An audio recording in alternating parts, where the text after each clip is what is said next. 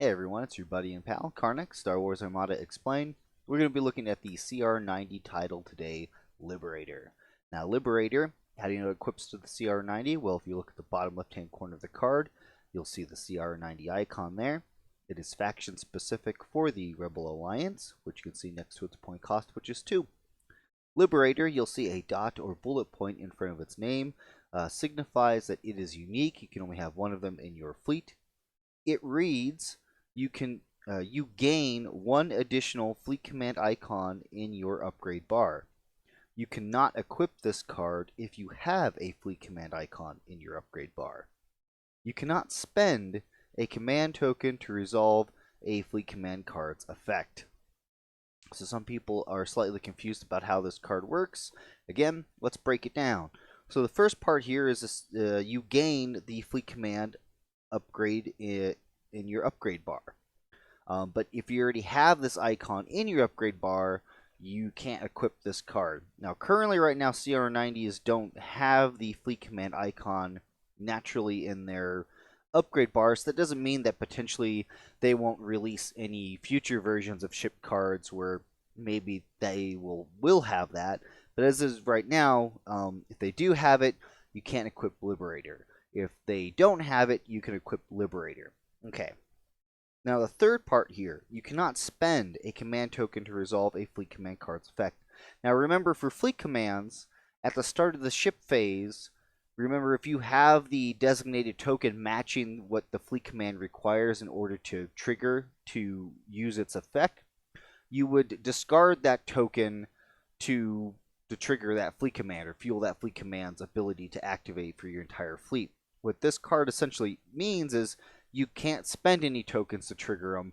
You have to discard the fleet command in order to resolve its effect. So at the end of the day, bare bones, it's pretty much giving you a one-time use of fleet command, the one of whatever which that you equip to that ship as well.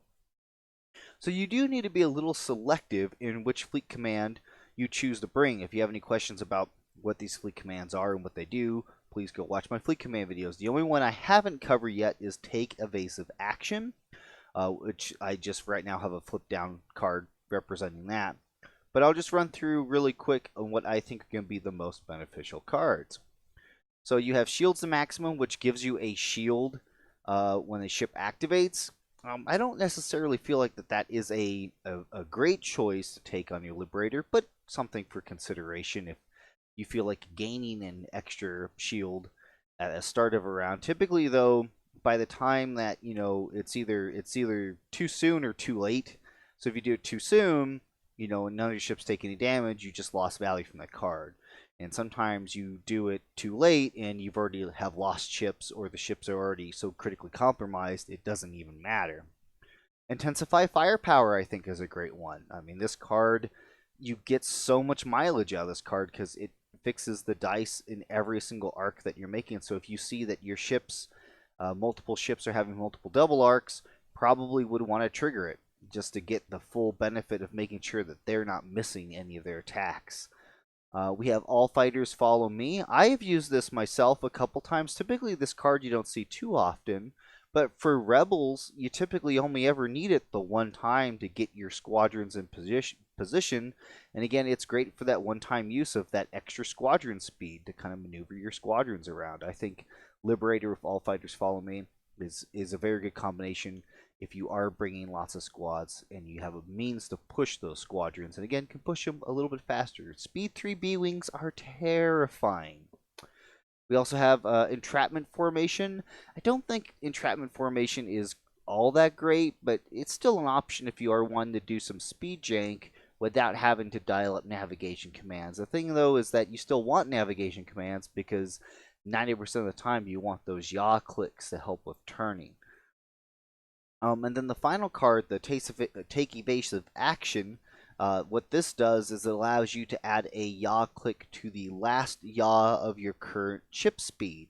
So for CR90s, that's never going to be a help because they already have the double click. But for so many other ships the Rebels have, they do need those extra clicks on their yaw joints. And I can't tell you how many times that, it's so great to be able to use this on maybe your assault frigate, and that way you can use your additional nav command on the first joint, and you still get the click on speed 3 or speed 2. Fantastic with MC30s. MC30s always need more help for yawing, especially if they are traveling at speed 4. If anything, I say this makes MC30s vastly more dangerous at speed 4, getting that one-time use out of T combined with their navigation command. Liberties, love again the one-time use of T. They always need again the extra yaw. Not so great for the home 1 variants. MC75s. I mean, there really isn't much in the Rebel arsenal that like does not love just the one-time use of potentially having that. So that's just kind of some suggestions and some things to kind of talk through. I'm not going to cover like every little bits and details in terms of is there any other crazy interactions or anything else going on with this card. No. There's no crazy things going on. There's no intricacies. It's pretty straightforward. It's a one-time use fleet command.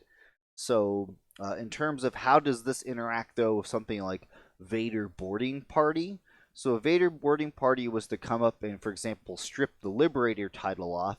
The fleet command would still stay because this card effect resolved in the fleet building portion. So it doesn't do any good to rip the title off because its effect has already happened.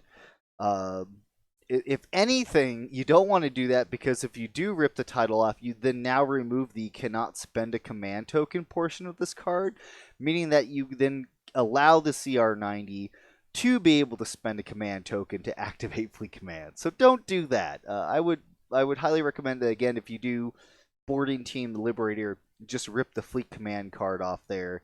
Don't worry about the title. Other than that, no other crazy things going on. But of course, if you think I missed anything or didn't cover something, please be sure to point it out. Let me know. Ask questions. Appreciate you guys watching. And hey, I'll catch you all next time.